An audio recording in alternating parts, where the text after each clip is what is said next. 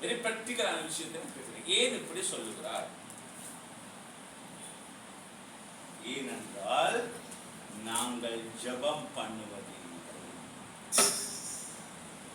நாங்கள் இடைவிடாமல் ஜெபம் பண்ணுவோம். எங்களுக்கு நினைக்கிற போதெல்லாம் முழங்கால் படிக்கிறோம், நினைக்கிற போதெல்லாம் ஜெபம் பண்றோம், நினைக்கிற போதெல்லாம் நாங்கள் என்ன செய்யறோம்?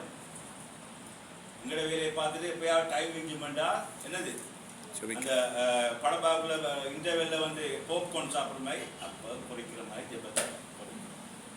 அதுவும் எங்களோட ஜெபம் எப்படி இருக்கு?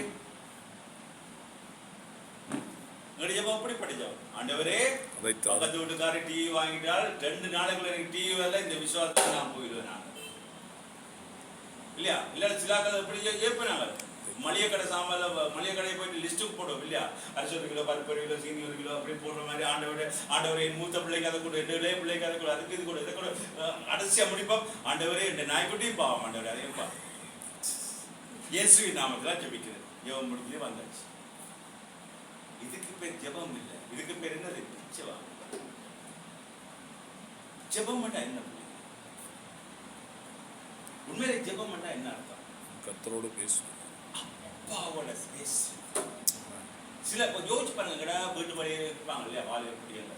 வாலிபப்படியங்கள் தகப்பன்மாரோட எப்படி பேசுவாங்க? சில வீடுகளில் தகப்பன் வீட்டுல இருந்தாண்டா அது அந்த வாலிபப்படியும் அப்படியே வருவா, அப்படியே போயிடுவாங்க. ரெண்டுமே பார்த்து கொள்ளாது. சில மகன் வீட்டுல இருந்தா தகப்பன் வந்து என்னது அப்படியே வாசல்ல வந்து அப்படியே கடப்பகம் போயிடுவார். இதான் இன்றைக்கு வாழ்க்கையா இருக்கு. ஒரு தகப்பனும் மகன், ஒரு வாலிப பையனும் ஒரு தகப்பனும் ஒரு நண்பர்களா இல்ல வீட்டுல எதிரியா பாக்குறான் அப்பா. அதே மாதிரி பொம்பளை பிள்ளை அம்மா எதிரியா பாக்குறான் வந்துட்டான். அடுத்த பிரச்சனை, எப்ப குடும்பத்துல ஒரு பொம்பளை பிள்ளை தன்னுடைய தாயை நண்பியா பார்க்குது, எப்ப தன்னுடைய தகப்பனை ஒரு மகன் நண்பனாக பார்க்கிறோம், அந்த குடும்பம் ஆசீர்வதிக்கப்படும். ஆனா கிறிஸ்தவத்துக்குள்ள இது இல்லை. ஆனா உலகத்தான் அப்படி இருக்கு. இங்க பார்த்துருக்கீங்க, உலகத்தான் தகப்பன மகன் சேர்ந்து ஒன்றாகவே விளையாடுறாங்க, ஒன்றாகவே தண்ணி அடிக்கிறாங்க, ஒன்றாகவே படம் பார்க்கறாங்க, ஒருத்தரை ஊக்குவித்து போட்டுருக்காங்க. கிறிஸ்தவத்தில் இல்லை, வேதத்திலிருந்து இல்லை.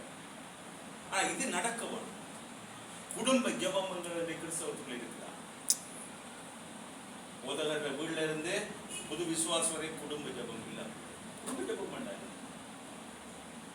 யாரும் ஒன்றாக இருந்து ஆண்டவருக்கு துதிக்கொண்டு குடும்பத்துக்காக துதிக்கும், குடும்பத்துக்காக துதிக்க நன்றி சொல்ல ஆண்டவர் குடும்பத்தை ஆசீர்வதிப்பார். இது ஆண்டவர் போட்ட கட்டளை. அவருக்கு விருப்பம் குடும்பமாக என்னுடைய பாதங்களுக்கு வாங்க. இன்னைக்கு வீட்டுக்குள்ள ஜெபிப்போம் என்று சொல்லுவோம், ஆனா குடும்ப ஜெபம் இருக்காது. கணவன் மனைவியா இருவரும் கைகளை பிடித்துக் கொண்டு ஜெபிக்கிறார்கள். கிறிஸ்தவத்தில் இல்ல. வேதம் இதை எதிர்பார்க்குது. பிள்ளைகள் கணவன் மனைவி 2 பேரும் ஒன்றாக ஜெபிக்க வேண்டும். இதனாலதான் கணவன் மனைவிகளை அடிக்கடி சந்தேகம், அடிக்கடி பூசல், அடிக்கடி பிரச்சனை, அடிக்கடி வாக்குவாதம், நான் நீயா நான் அந்த பிரச்சனை இதெல்லாம் வருது. நாங்கள் ஏற்கனவே கிறிஸ்தவர்கள் ஆகிவிட்ட சொல்லுவாங்க, தலைக்கு மேல வந்தா சாணன நாங்கள் 2 தோணியில் நடக்க முடியாது. பல கிறிஸ்தவர்கள் வந்து உலகத்துக்கும் சபைக்குமாக நடக்கும். இது அழிவுக்குரிய விஷயம் இல்லையா? இந்த நன்மை உங்களுக்கு வராது. ரைட். இப்ப பவுல் இதை சொல்லுறாரு, இடைவிடாமல் ஜெபம் பண்ணு. ஏனென்று சொன்னால் நீ அதை இடைவிடாமல் ஜெபம் பண்ணுவதில்லை. முதலாவது இடைவிடாமல் ஜெபம் பண்ணுவதனால என்ன நடக்குது? பண்ணாதனால பிரச்சனைகளுக்கு நாங்கள் போய் கொண்டிருக்கோம். ஒரு ஜெபம் வந்து ஒரு வாழ்க்கையை மாற்றக்கூடிய எத்தனை அனுபவம். நாளைக்கு ஐயோ தீராத இருக்கிற பிரச்சனை ஒரு ஜெபம் பண்ணி காலையில் எழும்புறோம், அப்படியே அந்த பிரச்சனை. அப்படிப்பட்ட தேவன் எங்களுக்கு எதுக்கு அவர் விருப்பமா இந்த பிள்ளை கஷ்டப்படணும்? தேவனுக்கு விருப்பமா நீங்கள் அழகணும். ஒரு நாளும் என்னுடைய தன்னுடைய பிள்ளைகள் துக்கப்படுவதை அவர் சகிக்க மாட்டார். ஆனாலும் துக்கத்தை அனுமதிப்பார். ஏன்? நாங்கள் துக்கப்படுவதை அவர் பார்த்து கொண்டு இருக்க மாட்டார். ஆனாலும் அந்த துக்கத்தை அவர் அனுமதிப்பார். ஏன்? எங்களுடைய விசுவாசத்தை அவர் வர்த்திக்க பண்ணுவார்.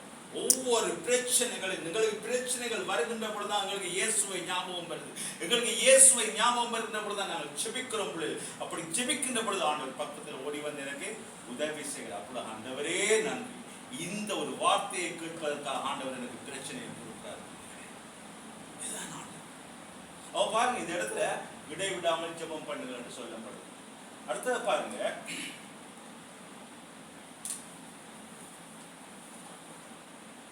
தானியேல் 9வது அதிகாரம் 23வது வசனம். இதுல தருகிற வார்த்தைகளை நீங்கள் மார்க் பண்ணி கொள்ளுங்க, குறித்து கொள்ளுங்க. இதோ பிள்ளைல ஒவ்வொரு நாளும் இந்த வார்த்தைகளை நீங்கள் தியானம் பண்ணுங்க. வாழ்க்கையில 100க்கு 100 ஆண்டவர் மற்ற பக்கம் மாற்றி விடுவோம்.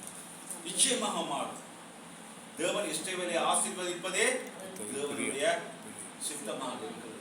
நீங்கள்லாம் நல்லா இருக்கணும், அதான் தேவனுடைய விருப்பம். பாருங்க, இது நீ மிகவும் பிரியமான